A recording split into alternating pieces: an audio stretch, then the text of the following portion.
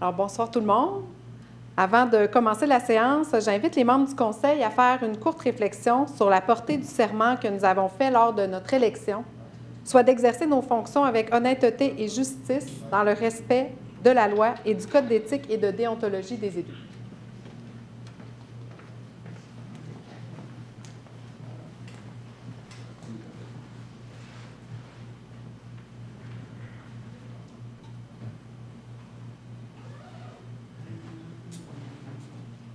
Merci.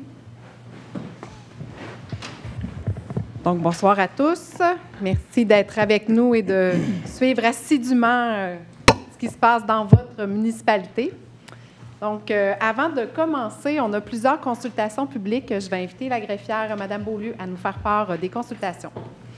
Donc, nous avons le projet de règlement numéro 925-2024, amendant le plan d'urbanisme numéro 163-2005 afin de modifier les affectations prévues dans le parc industriel ouest. Donc, ce projet de règlement a pour effet de remplacer l'aire d'affectation industrielle à contraintes élevées prévue au centre du parc industriel ouest, le long de la 37e rue, par une aire d'affectation industrielle à contraintes modérées. Donc, il y a eu période de consultation depuis le 9 septembre qui se termine ce soir avec l'Assemblée publique de consultation et ce ne sont pas des dispositions susceptibles d'approbation référendaire. Est-ce qu'il y avait des questions en lien avec cette consultation? Non. On pourrait passer à la suivante.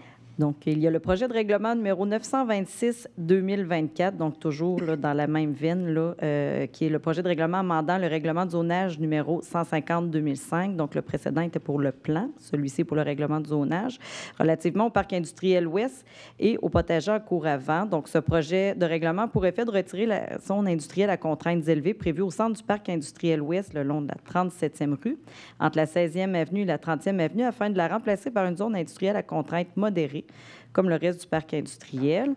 Et on en a profité là, quant à modifier le règlement de zonage pour ajouter là, des dispositions afin d'autoriser l'aménagement de potagers dans les cours avant.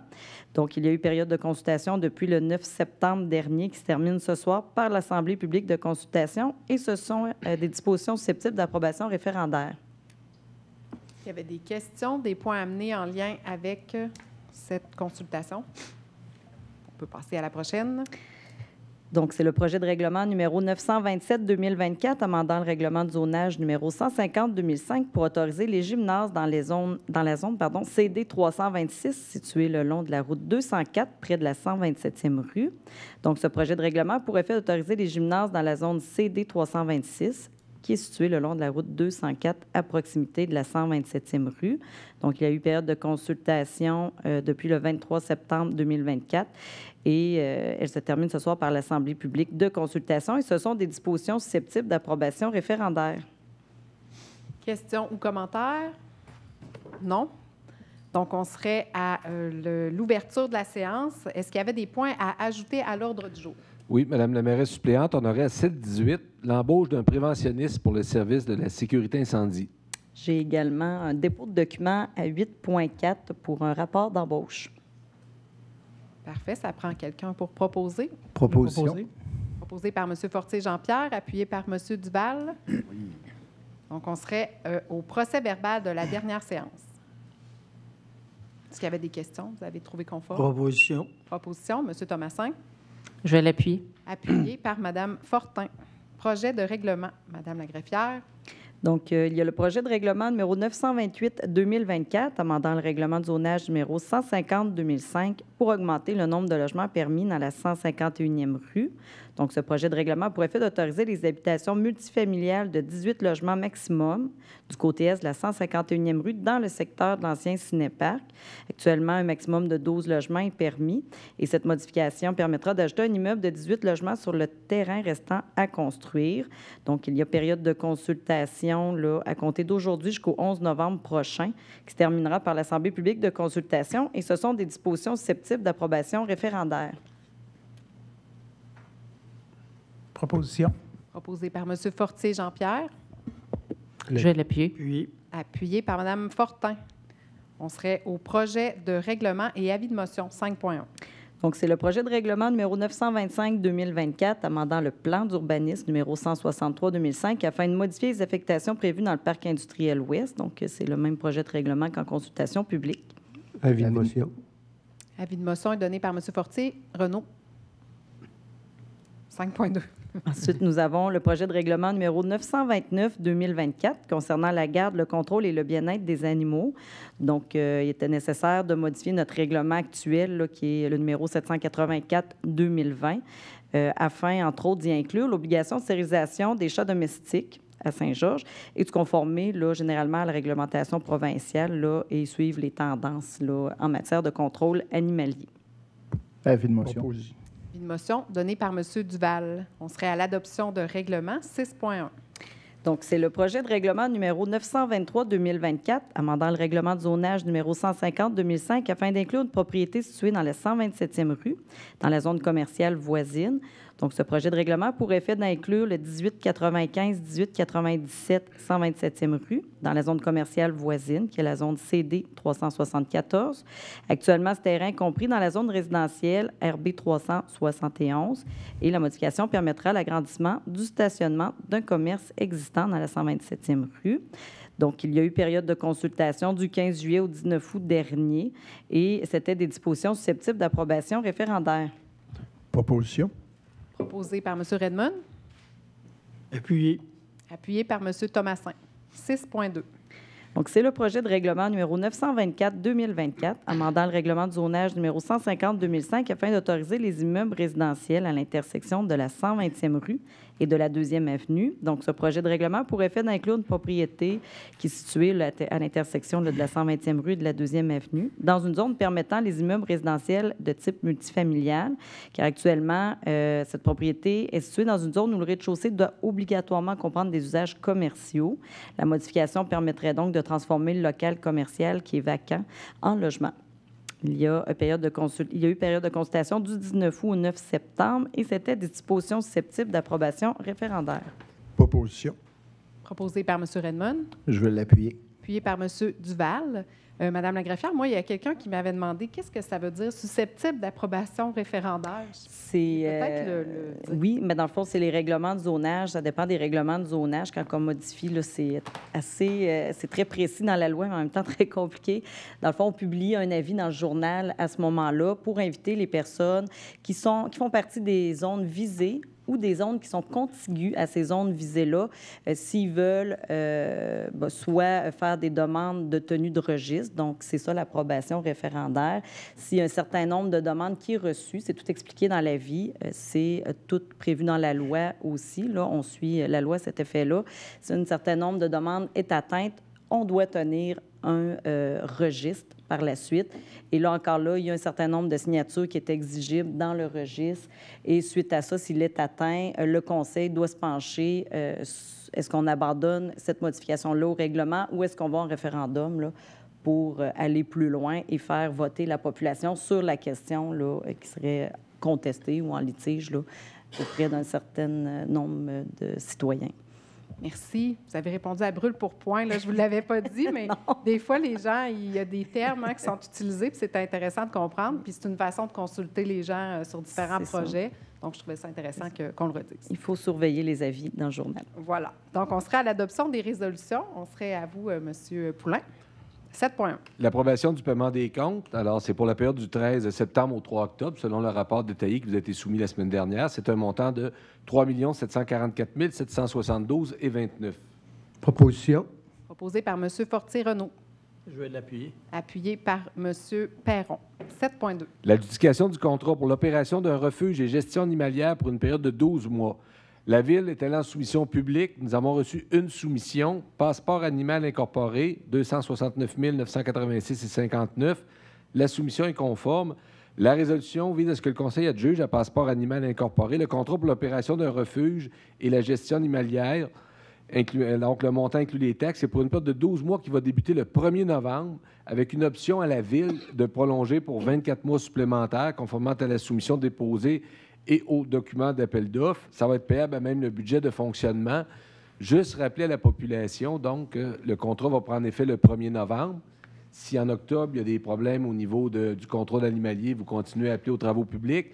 Et on va remettre un communiqué dans les derniers jours d'octobre pour donner les coordonnées téléphoniques, etc. Et je le rappelle, c'est un contrat d'1 an. Et on va voir là, comment ça va aller, à savoir si la Ville renouvelle. Le soumissionnaire fait affaire avec minimalement une firme de vétérinaire. Il y a eu plein d'exigences au devis. Auparavant, il y avait un avis d'intérêt pour connaître les commentaires des gens ou des firmes pour avoir un devis qui est opérable. Alors, donc, ça va débuter le 1er novembre. Proposition. Proposé par M. Thomasin, Je vais l'appuyer. appuyé par Mme Fortin. 7.3. Adjudication du contrat pour l'entretien ménager du garage municipal pour une période de 24 mois. Nous sommes allés en soumission sur invitation auprès de 6 entreprises. Nous avons reçu 2 soumissions. BTF Entretien Incorporé, 85 196,48. Service KVP, 91 474,11. Les soumissions sont conformes. La résolution vise à adjuger au plus bas soumissionnaire BTS Entretien le contrat pour l'entretien ménager du garage municipal pour une période de 24 mois qui va débuter le 1er novembre. Ça va être financé à même les budgets de fonctionnement. Proposition. Proposé par M. Fortier Jean-Pierre, Je l'appuie. appuyé par M. Perron. 7.4. C'est l'octroi d'un contrat pour l'acquisition de 3 fontaines d'eau pour le service des loisirs de la culture. Donc, il y a lieu de remplacer 2 fontaines d'eau, terrain de soccer synthétique, ainsi que celle dans le parc face au centre sportif La Croix-du-Til. Le service des loisirs a fait une demande de prix auprès de 3 fournisseurs. Sani-Fontaine Incorporée, 25 506,6. Tessier Récréo Parc, 30 447,68. Plomberie SM, 35 549,13. La résolution vise à accorder le contrat au plus bas soumissionnaire qui est conforme, Sani-Fontaine Incorporée, et ça va être payable à même le budget de fonctionnement. Proposition. Proposé par M. Redmond, Je l'appuie. appuyé par M. Fortier Renaud. 7.5. C'est le renouvellement du contrat avec FQM Services coopératifs de Solidé concernant la fourniture de services professionnels en cybersécurité. La loi 25 exige de mettre en place les meilleures pratiques pour la cybersécurité des municipalités, tant au niveau de la protection des infrastructures informatiques, des courriels, des documents que la Ville gère, ainsi que la formation des employés. La Ville s'est abonnée au service de cybersécurité offert par FQM Services coopératifs de solidarité au terme d'une résolution 23-137-24 et qu'il est nécessaire de renouveler ce contrat maintenant. Donc, la résolution vise à ce que la Ville renouvelle le contrat de service de FQMS relativement à la fourniture de services en cybersécurité pour un montant de 70 999,48 qui inclut les taxes pour une période de 12 mois. Ça va être financé à même le budget de fonctionnement et c'est pour autoriser M. Thomas Veilleux, directeur du service informatique, à signer les documents. Proposition. Proposé par M. Duval, Je vais l'appuyer. appuyé par Mme Fortin. 7.6. Excusez, Madame Bougie. Oui. Juste mentionner qu'aujourd'hui, j'écoutais, donc on a une assurance là, en cybersécurité, mais c'est un des plus grands risques selon AXA Assurance. Ça serait le 3e plus grand risque des assureurs là, après les changements climatiques. Et puis le 2e, là, j'oublie, le terrorisme. Donc, en 3e lieu, juste après le terrorisme, c'est la cybersécurité. Donc, il y a des grands enjeux. C'est important. Vous avez raison. Oui. C'est pour ça qu'on fait ça, là, Oui. de donner ce contrat-là. Mais j'en profite pour dire que chaque personne là, doit se sensibiliser face à la sécurité, les cyber-risques. Donc, oui, c'est vrai que... Oui, et faire sa formation en temps et lieu. Oui, exactement. 7.6. Alors, c'est une modification du règlement numéro 766-2019. C'est un petit peu technique. Donc, le 16 décembre 2019, ce règlement qui autorisait des travaux de 362 207 pour l'installation d'un convoyeur à l'usine d'épuration des eaux usées, des honoraires professionnels pour le projet d'agrandissement de l'usine au montant de 1 million et donc un emprunt de 1 383 000. Le règlement a été déposé au ministère des Affaires municipales. Il y a eu une première modification, l'article 3, qui a été faite à la demande du ministère, de manière à ce que les honoraires professionnels pour les plans de vie et estimations pour l'agrandissement de l'usine soient financés sur une période de 5 ans. Il est nécessaire de modifier à nouveau l'article 3 du dit règlement afin qu'un montant de 15 130 soit financé également sur une période de 5 ans plutôt que de 20 ans, parce que ça faisait partie des plans de vie, non pas de la construction. La résolution vise à ce que le règlement 766-2019 qu'on remplace l'article 3 par le suivant. Aux fins d'acquitter les dépenses prévues au présent règlement, le Conseil est autorisé à emprunter une somme de 367 870 sur une période de 20 ans et une période de 1 15 130 sur une période de 5 ans. Alors, c'est le 15 000 qui est passé de 20 ans à 5 ans parce que c'était des honoraires professionnels. Fait que pas de nouvel emprunt, on fait juste replacer nos affaires sur les bons termes, donc pour être correct. Oui. Proposition. Proposé, Mme Fortin. Je vais l'appuyer. Appuyé, M. Perron. 7.7. Encore là, c'est un peu technique. C'est le paiement comptable d'une partie du refinancement de la dette à tous. Il y a une première résolution qui a été passée il y a 2 semaines. Donc, attendu le refinancement d'une partie de la dette à tous qui devait se faire à l'automne 2024, le taux d'intérêt de la dette à refinancer va sensiblement augmenter comparativement là, à il y a 5 ans. Il y a une révision budgétaire qui est en cours, il y a des surplus qui vont s'en dégager. Attendu que dans un souci d'équité de tous les contribuables, un montant de 5 millions devrait être versé à titre de paiement comptant de la dette à tous. Alors, le Conseil autorise le paiement comptant de 5 millions supplémentaires du refinancement de la dette à tous prévu à l'automne 2024. Et là, il fallait répartir ça dans les différents règlements d'emprunt qui viennent échus. Donc, un montant de 32 400 pour le règlement 654-2017, 4 213 900 pour le règlement 685-2017, 584 800 pour le règlement 685-2017, 198 900 pour le règlement 698-2018. Et là, le 3 millions qui va être financé à même le budget de fonctionnement et 2 millions va être financé à même l'excédent de surplus non affecté. Et la résolution remplace celle qui avait été adoptée le 23 septembre 2024. Proposition. Proposé par M. Renaud Fortier. Je vais appuyer. Appuyé par M. Fortier Jean-Pierre. Donc, c'est une bonne chose, hein, parce que comme tout le monde, on renouvelle nos dettes à des taux d'intérêt plus élevés. Donc, si on est capable de les payer un peu plus vite, c'est tout le monde qui en profite. Ouais. 7,8. C'est l'adoption des prévisions budgétaires 2025 de la Régie intermunicipale du comté de Beau-Sud. Donc, la Régie a adopté son règlement 67-24, budget nécessaire à l'exercice financier de 2025, au montant de 11 833 316. La quote-part de la Ville est estimée à 2 334 335. On se doit légalement d'adopter les prévisions budgétaires. La résolution vise à adopter les prévisions budgétaires de la Régie que je viens de mentionner. Proposition. Proposé par M. Fortier Jean-Pierre. Je vais l'appuyer. Appuyé par M. Duval. 7,9. Résolution technique, acceptation du budget révisé en date du 27 juin 2004 de l'Office d'habitation du Sud de la Chaudière. Une deuxième demande de budget d'attribution, de remplacement, amélioration et modernisation a été demandée par l'Office à la Société d'habitation du Québec afin de finaliser certaines rénovations majeures. La Société d'habitation du Québec l'a accepté, donc la Ville doit maintenant approuver le budget révisé. La résolution vise à approuver le dit budget. Proposition. Proposé par M. Redmond. Appuyé. Appuyé par M. Thomasin. 7,10. Demande au ministère des Transports et de la Mobilité durable du Québec de déplacer le panneau 50 km sur l'avenue Saint-Jean-de-la-Lande. Attendu les demandes des résidents du secteur de déplacer le panneau de 50 km situé vis-à-vis de 390 avenue Saint-Jean-de-la-Lande vers le 330 avenue Saint-Jean-de-la-Lande. Attendu que le déplacement de ce panneau avertissant le début de la zone de 50 km rendrait l'entrée du village plus sécuritaire. Attendu la recommandation du comité de circulation à l'effet de déposer cette demande au ministère. La résolution vise à ce que le Conseil demande au ministère des Transports de déplacer le dit panneau du 390 vers le 330 avenue Saint-Jean-de-la-Lande. Comme c'est une route qui est sous responsabilité du ministère, on doit faire la demande au ministère. Proposition. Proposé par M. Fortier Renaud. Je vais l'appuyer. Appuyé par Mme Fortin. 7,11. C'est l'ajout d'un arrêt sur la 7e avenue à l'intersection de la 15e avenue. La 7e avenue, elle est située dans une zone scolaire. Il s'avère plus sécuritaire d'installer un arrêt sur cette avenue à l'intersection de la 15e rue.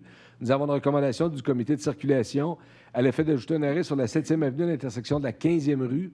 La résolution vise à ce que le Conseil autorise l'installation de cette nouvelle signalisation et, par le fait même, mandater les travaux publics pour effectuer les aménagements nécessaires. Proposition. Proposé par M. Duval. Je vais appuyer. Appuyé par M. Fortier Jean-Pierre. Si je ne me trompe pas, on est toujours en zone scolaire dans ce coin-là. Oui. Oui.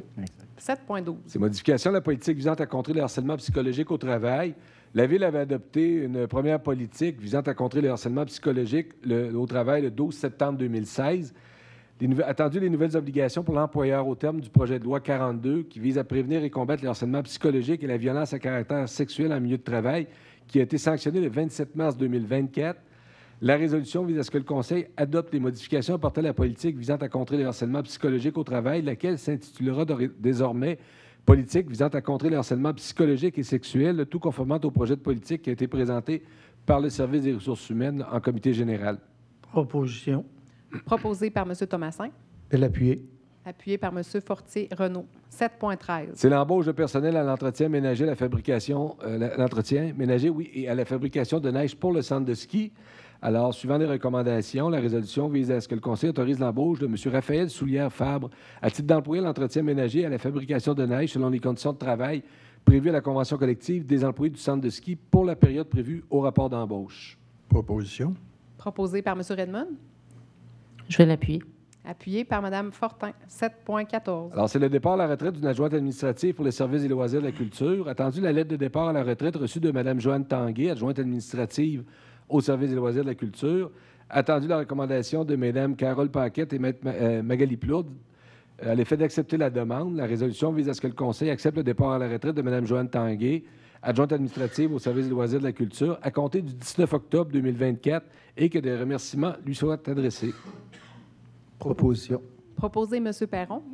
Je vais l'appuyer. Appuyé par M. Duval. 7.15. Départ à la retraite d'une préposée aux salles d'exposition pour le service des loisirs de la culture. Attendu la lettre de départ à la retraite reçue de Mme Jasmine Plante, préposée aux salles d'exposition pour le service des loisirs de la culture. Attendu la recommandation de Mme Carole Paquette, directrice du service des loisirs de la culture, et de Mme Magali Plourde, directrice du service des ressources humaines et du service juridique, à l'effet d'accepter cette demande. La résolution vise à ce que le Conseil accepte le départ à la retraite de Mme Jasmine Plante, préposée aux salles d'exposition pour le service des loisirs de la culture, à compter du 31 janvier 2025 et que des remerciements lui soient adressés. Proposition. Proposé par M. Fortier-Renaud. Je vais l'appuyer. Appuyé par M. Perron. Là, je vais vous faire lire une drôle de résolution. Vous pouvez y aller. Ça fait un peu curieux de la lire. Départ à la retraite du directeur général. Attendu la lettre de départ à la retraite reçue de M. Claude Poulin, directeur général. Attendu que le dernier jour de travail de M. Poulin sera le 7 février 2025 et qu'il découlera ses vacances accumulées par la suite. Attendu la recommandation de M. Claude Morin, maire, et des conseillers municipaux, ainsi que de Mme Magali Plourde, directrice du service des ressources humaines et du service juridique, à l'effet d'accepter cette demande. La résolution vise à ce que le Conseil accepte le départ à la retraite de M. Claude Poulin, directeur général, à compter du 29 mars 2025 et que des remerciements lui soient adressés. Je le répète, l'écart entre le 7 février et le 29 mars, c'est des vacances non prises en 2024 et celles de 2025. Ma dernière journée de travail va être le vendredi 7 février. Bien, en mon nom et au nom de tous mes collègues, je tiens à vous remercier officiellement, présentement et directement, en direct, là, devant tout le monde.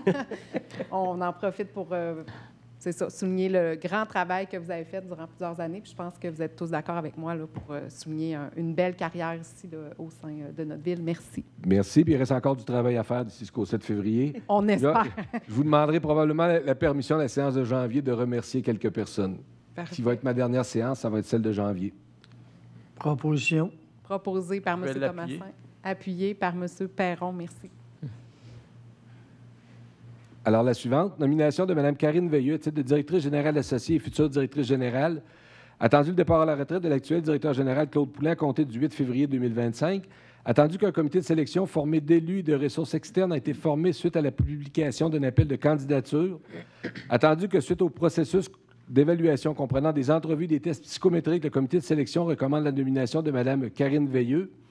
La résolution vise à ce que le Conseil autorise la nomination de Mme Karine Veilleux, titre de directrice générale associée à compter du 16 octobre 2024 et à titre de directrice générale à compter du 8 février 2025, que son traitement soit fixé à la classe 9, échelon 8 de la grille salariale de la politique des cadres à compter du 16 octobre 2024.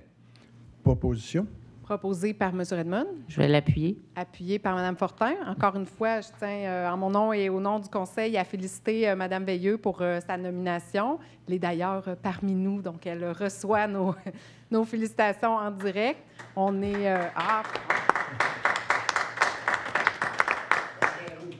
Fait qu'on est, on est très content de vous offrir notre confiance pour travailler avec nous, puis on a bien hâte de continuer à travailler ensemble. Voilà. Et il y a également un communiqué de presse là, qui va être émis là, vers 20h30 ce soir, là, qui reprend un peu le parcours de Mme Veilleux.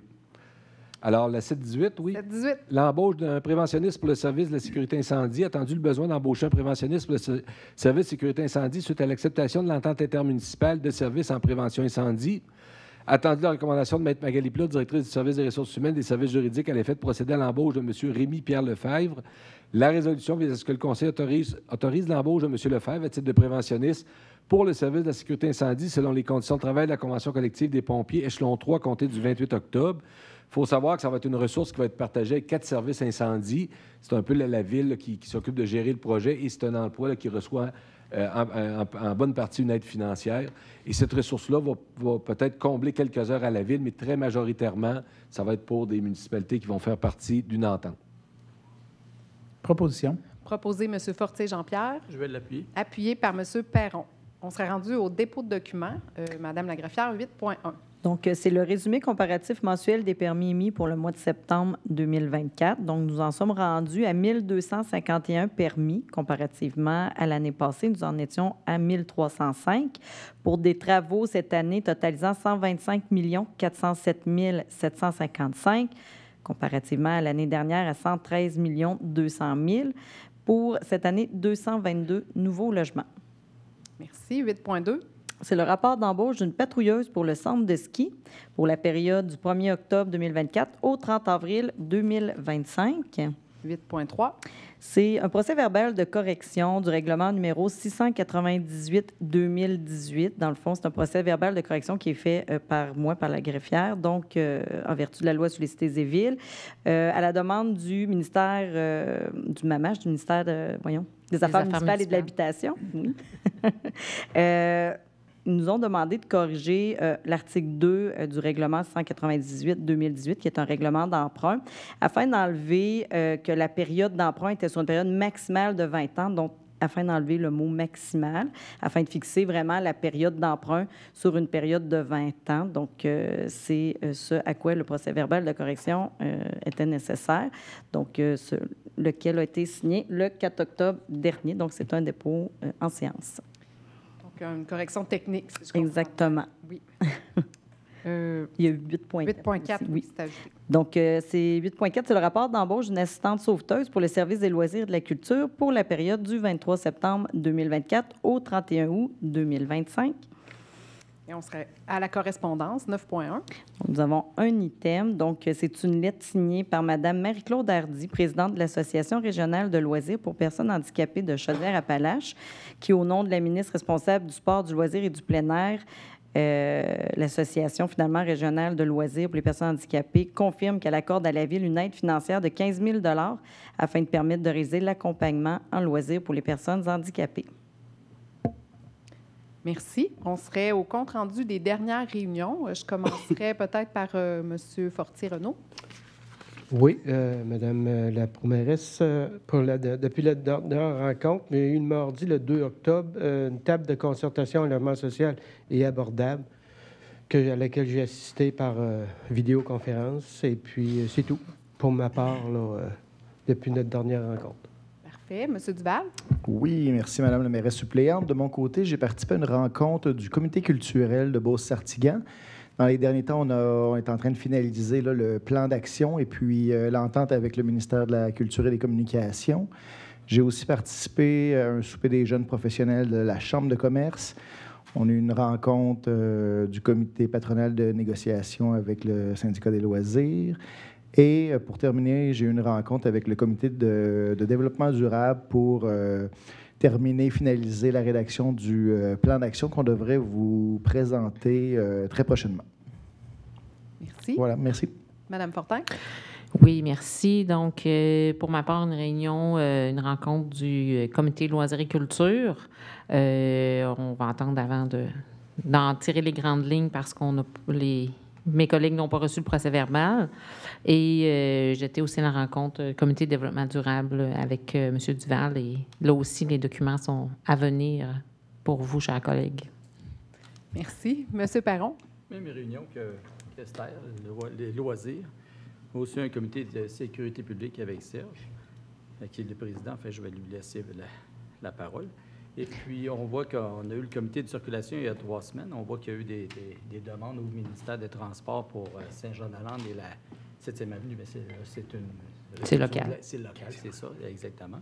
Mais question, ça en vient à M. Claude.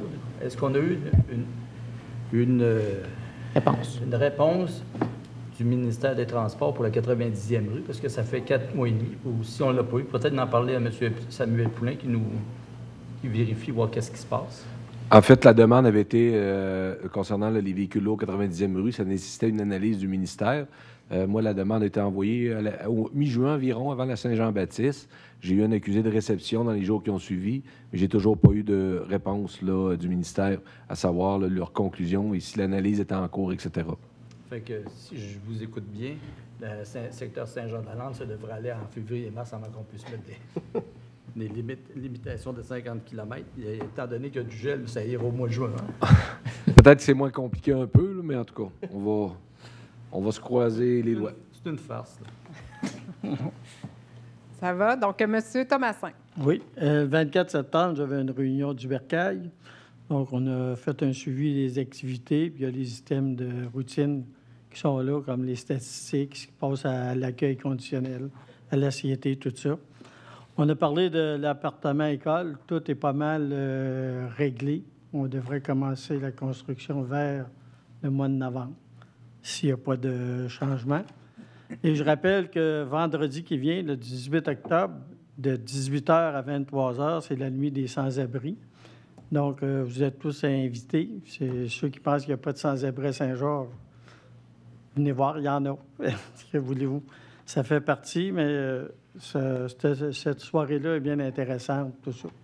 Fait qu'on vous attend tous. Le 30 septembre, on a eu une réunion entre élus.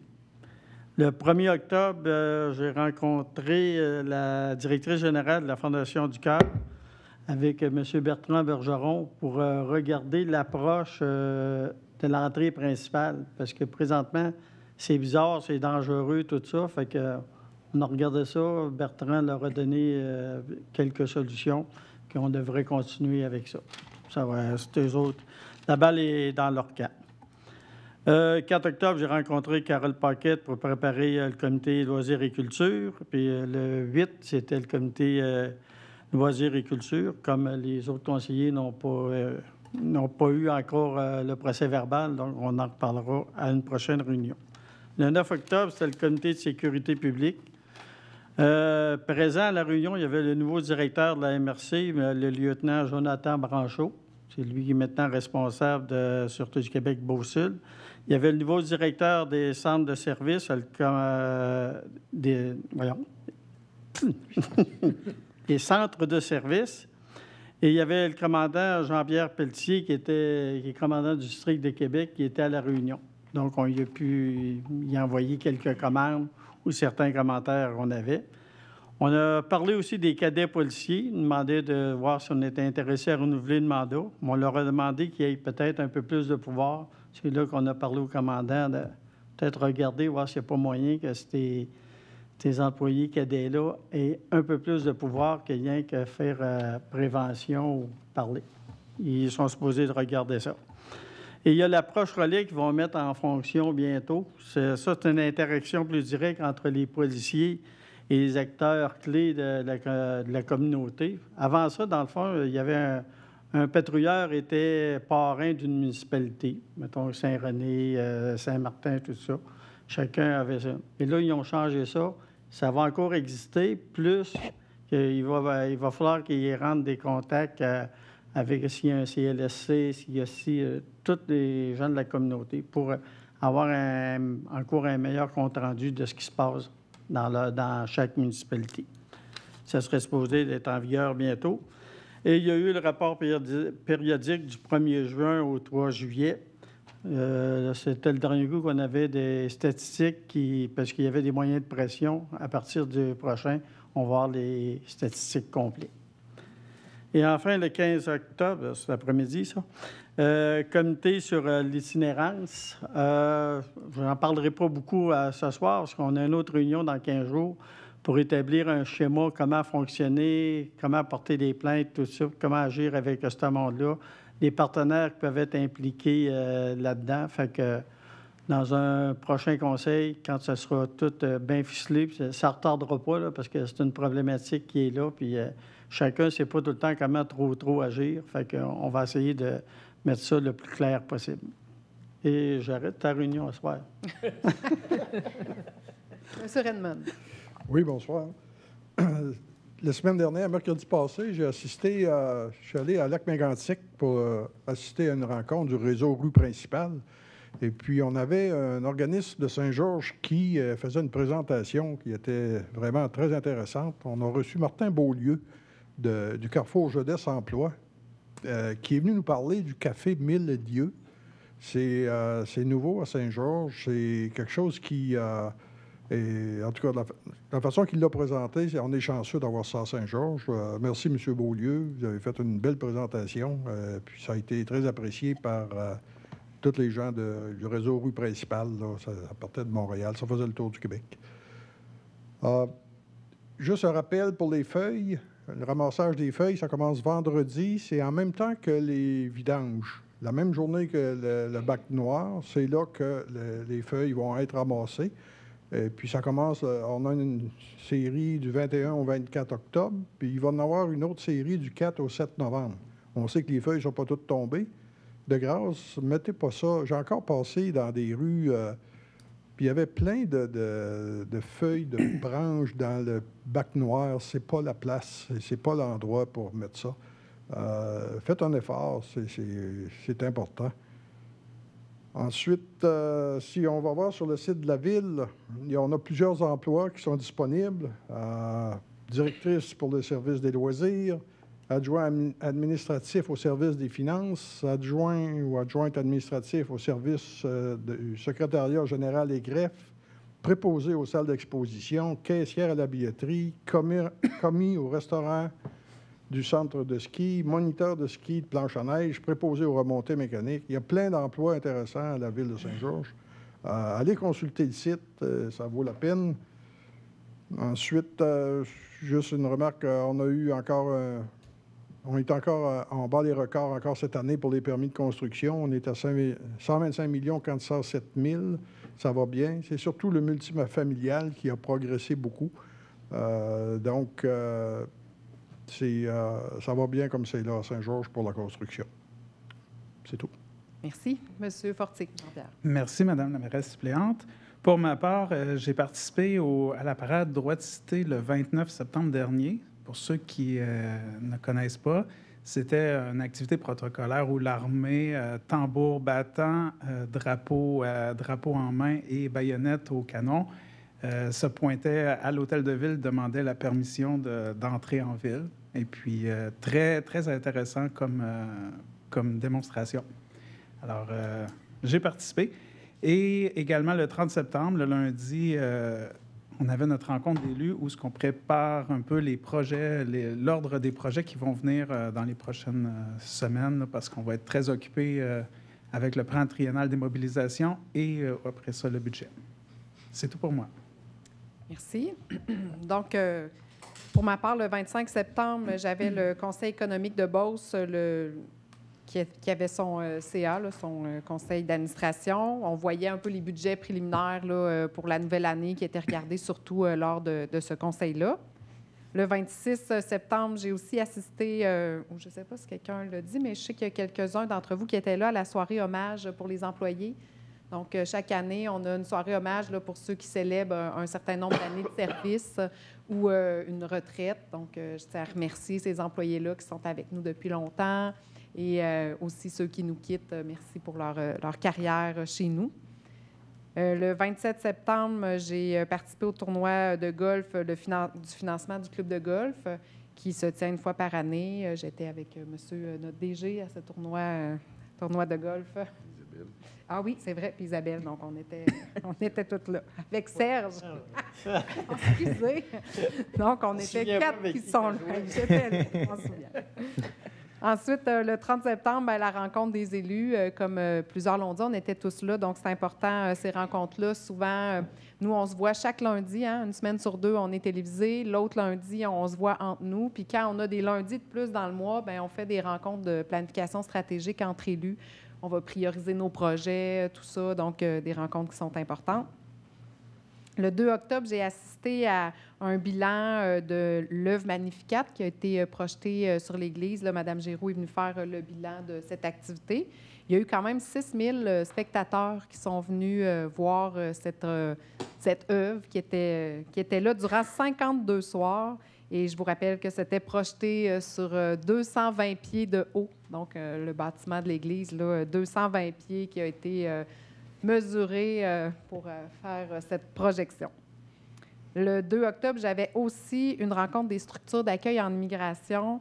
Il y a beaucoup d'informations qui se donnent là pour les entreprises qui accueillent des gens, les partenaires, tout autour de ça. Ça nécessite l'implication de beaucoup de gens pour accueillir les personnes et les aider à s'intégrer. Donc, on avait des gens du CIS qui étaient là aussi spécialement pour nous expliquer là, des choses en santé publique. Et puis, beaucoup de nouveautés. On en entend parler aux médias, là, mais avec l'immigration, là, les travailleurs temporaires, les demandeurs d'asile, tout ça, il y a beaucoup de changements qui se passent. Donc, ce n'est pas si facile pour nos entreprises là, de se démêler dans ça. Il y aura des nouvelles règles. C'est très difficile pour la francisation. Beaucoup de budgets qui ont été coupés. Il y a de l'attente. En plus, les normes ont été augmentées de francisation pour le renouvellement des permis. Fait que les gens doivent parler plus français, mais il n'y a pas de cours de français. Fait que là, il y a un petit peu de non-sens à ce niveau-là. Donc, pas très facile là, pour eux. Le 7 octobre, j'ai été à l'inauguration des passerelles de motoneige qui sont, quand on prend la 90e rue, là, assez haut, là, on serait à la 60-quelquième avenue. Là. Si jamais il y avait une avenue là, on peut se rendre pour voir les passerelles, la belle passerelle qui a été installée à ce niveau-là. Et on peut en profiter pour aller marcher. C'est des terrains de la ville qui sont près de la rivière Famine de chaque côté. Donc, la Ville avait fait l'acquisition de terrains pour les protéger, qu'on avait acheté d'Hydro-Québec, 60 mètres de tout le long de la rivière Famine. Moi, quand j'étais là, je me disais, waouh, c'est comme un autre parc des Sept Chutes. Là. On sent qu'il y a de la place puis il y a du potentiel pour faire des belles choses là, à cet endroit-là. Puis c'est très beau actuellement là, avec les couleurs d'automne. Fait que je vous invite à y aller, en profiter, puis voir cette belle structure qui a été installée là. Le 9 octobre, j'avais le comité de retraite des employés de la Ville. Donc, on rencontre les actuaires, on a différents chiffres là, qui sont déposés. Puis, il y avait l'Assemblée générale annuelle qui était la même journée. Donc, on se faisait présenter ça. Le 12 octobre, je suis allée faire la mise au jeu officielle pour le début de saison du Junior A, qui se tenait, pour les raisons qu'on connaît, à Saint-Joseph. Donc, j'étais contente de les encourager dans le début de leur saison. Donc, je leur souhaite une bonne saison au Junior A. Et aujourd'hui, j'avais une rencontre pour la marque employeur. On revoit un petit peu là, différentes stratégies au niveau de notre marque employeur et du recrutement. Donc, on avait une rencontre à ce niveau-là. Peut-être petite information, vous dire que le 18 et 19 octobre qui s'en vient, c'est il va bientôt neiger. Donc, qu'est-ce qu'il y a quand il neige? On va faire du ski. Oui. Donc, on se prépare pour le centre de ski. Vous avez vu plusieurs embauches. On va engager des patrouilleurs, toutes sortes de gens là, au restaurant, au niveau du centre de ski. Et il y aura le fameux bazar de ski qui revient chaque année.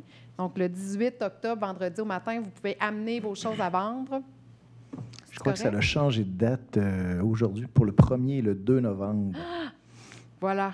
J'avais regardé en plus aujourd'hui pour vérifier mes dates. Fait que 1er et 2 novembre, confirmé par M. Duval. Donc, le 1er, on va porter nos choses au centre de ski à vendre. Fait que c'est vraiment pratique là, pour ceux qui veulent renouveler. Quand on a des jeunes enfants, on peut renouveler nos choses de ski chaque année. On revend nos vieilles, on rachète des usagers, puis on peut faire comme ça là, plusieurs saisons. On va porter ça le 1er et le 2. Si vous avez des choses à acheter, c'est là que ça se passe. Merci pour la précision. Ça fait plaisir.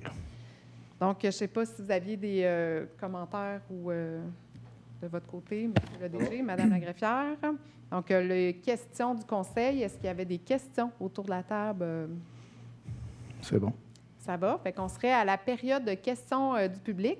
Si vous avez une question, je vous invite à vous approcher au micro, vous vous nommez et vous pouvez poser votre question.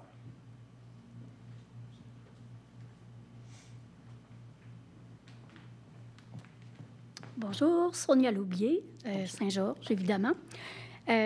D'abord, merci pour le règlement de stérilisation des animaux. Ça, on l'attendait depuis longtemps.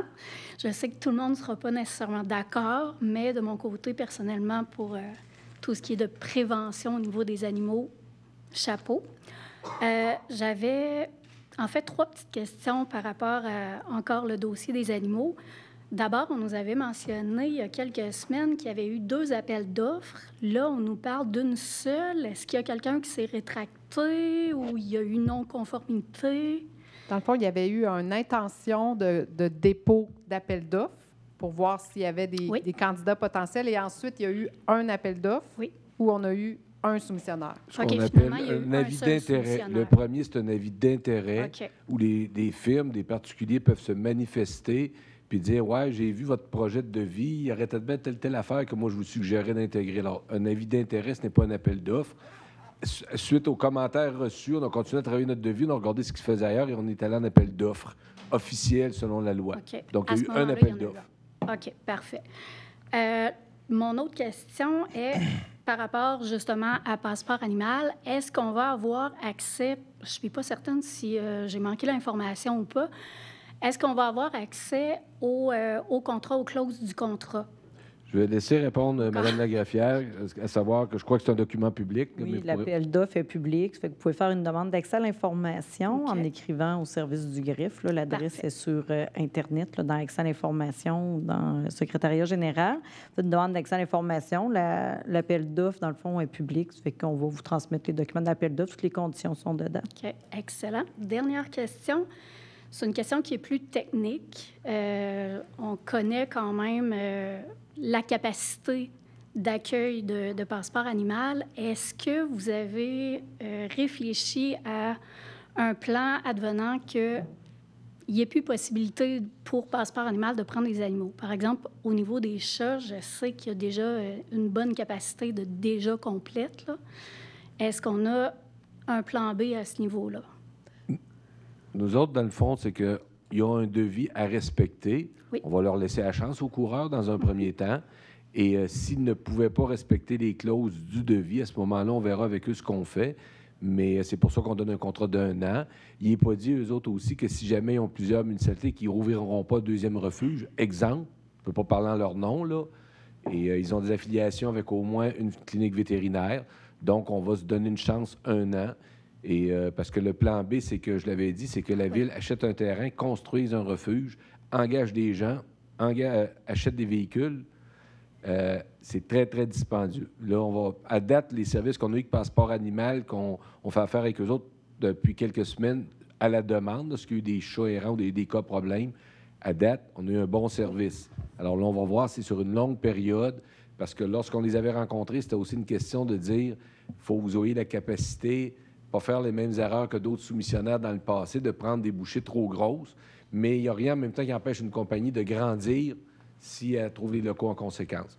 Fait que nous, il y a une obligation de suivre le devis que vous allez demander à vous procurer, et on va suivre ça nous autres aussi. Parfait. On va laisser la chance aux coureurs. D'autant plus que les propriétaires sont des gens de Saint-Georges. Oui.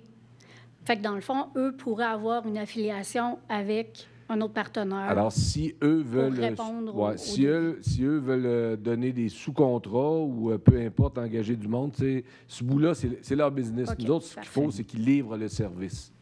Le fait que la Ville s'occupe des médailles prochainement, à partir du 1er janvier, on va l'expliquer en temps et lieu, ça va libérer beaucoup de temps parce que les anciens contrôleurs animaliers ne faisaient que du porte-à-porte pour vendre des médailles. Fait que ça va libérer du temps pour, s'il y a des plaintes, des requêtes, surveiller le parc canin, etc. Donc, on va apprendre à travailler ensemble. OK, parfait. Merci beaucoup. Ça fait plaisir. Merci à vous.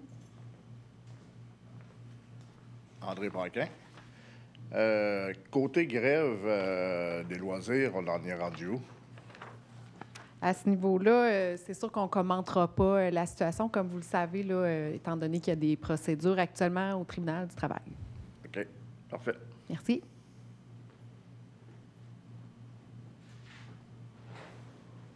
Est-ce qu'il y avait d'autres questions? S'il n'y a pas d'autres questions, bien, je vous remercie encore d'avoir été avec nous ce soir et on se revoit pour une prochaine rencontre. 28. Le 28? Octobre. Oui. Donc, le 28. Le 28 octobre. 28 octobre, on vous attend encore pour une prochaine rencontre. Ça me prendrait quelqu'un pour lever. Je vais proposer la levée. Monsieur Duval. Appuyé. Appuyé par Monsieur Redmond. Merci beaucoup. Bonne soirée. Merci.